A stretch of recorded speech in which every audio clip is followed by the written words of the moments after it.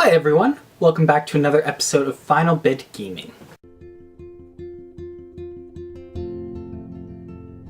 Today I'm going to be reviewing the first episode of Life is Strange. Life is Strange follows the story of Max Caulfield as she navigates the world. She's 18 years old and is studying photography in an art school. The game opens up to a strange premonition she's having of a horrible storm that is hitting her town. She wakes up in the middle of class and discovers that she has the ability to rewind time, allowing for not only a fantastic gameplay element, but also for some interesting character development as well. This first episode sets the tone for the rest of the series. It introduces us to a lot of the characters who are likely going to play a bigger role than they did in this episode, as well as the other main character, Chloe. I thought Max and Chloe were both done pretty well, especially Chloe. Chloe felt extremely real and like somebody you might actually meet. She clearly has a lot of issues, but it's these issues that make her so endearing. Similarly, Max also has quite a bit of development, even if I don't think her character is as well developed as Chloe, who's actually the secondary character. I think the reason that Max is harder to buy as a character is because you're in control of her, and the choices you can make drastically change who she is. As mentioned earlier, she has the ability to travel back in time and change things.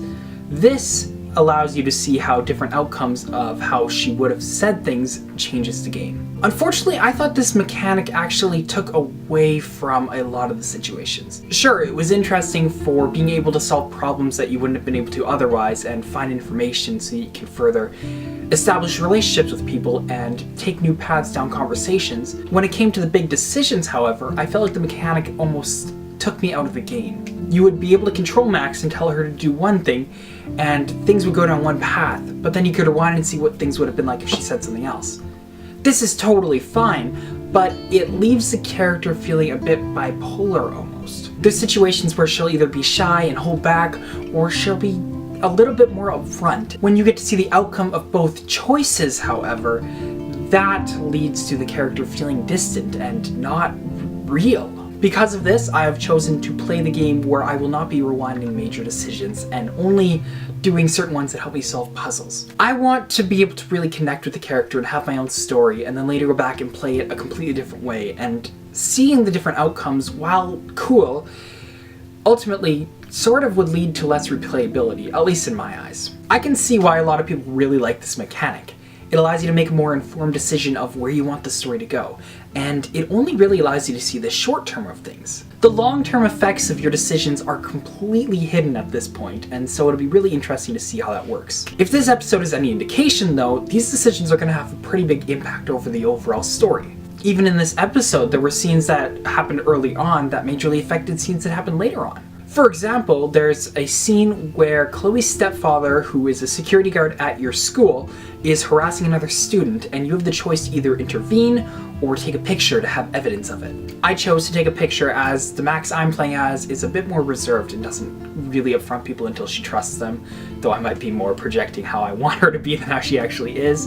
But regardless, this choice affected the game in a number of ways. I expected this to directly affect the student that was being harassed, but what I didn't expect was for in a later scene where I could choose to either hide or stand up for Chloe as that stepfather is harassing her, that she would use this photo to throw it in his face. Had things gone differently in that confrontation scene, I don't know if she would have even brought up the photo, but I thought it was really cool and how it all tied together. It's those moments that really make the story feel like your own and really make it feel like what you're doing is different than what everyone else might be doing out there.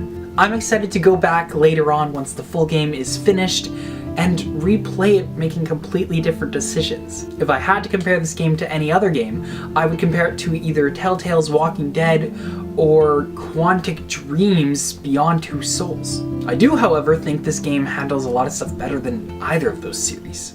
One thing that I do absolutely have to mention is the stellar soundtrack. I'm a huge fan of indie, melancholic music, and this game is just chock full of it. There were a lot of scenes where I was just standing around listening to a full song complete before I moved on, and I soundhounded them because I want these songs later on because they're so good. It really sounded like the soundtrack to an indie movie, which is essentially what this game or interactive experience is. One minor criticism I do have with the game, however, is that the dialogue of some of the teenagers is awful. Some gems I managed to pull from this 3.5-hour episode were "You're in hella trouble" and "You're not a poser." I don't know who wrote the script for this, but this is not how teenagers actually talk. It kind of took me out of the game a little bit in the beginning.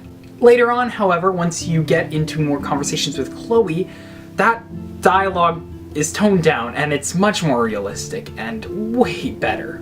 Overall, I really enjoyed this episode, and I think it's a fine start to a series that I am anticipating being great. It's essentially taking my favorite scene from Beyond Two Souls, which is the dinner date scene, and turning it into a whole game based on events like that. It's a human game, and I want to learn more about these humans. Thank you for watching my review. I will have episode 2's review up as soon as the game is released. If you liked the game, let me know what you thought down below. I'm really interested to see what other people's opinions are on this, as we don't get games like this very often. Stay fancy. I hope to see you guys around again, and I'll have a new video for you up soon. Take care. Bye.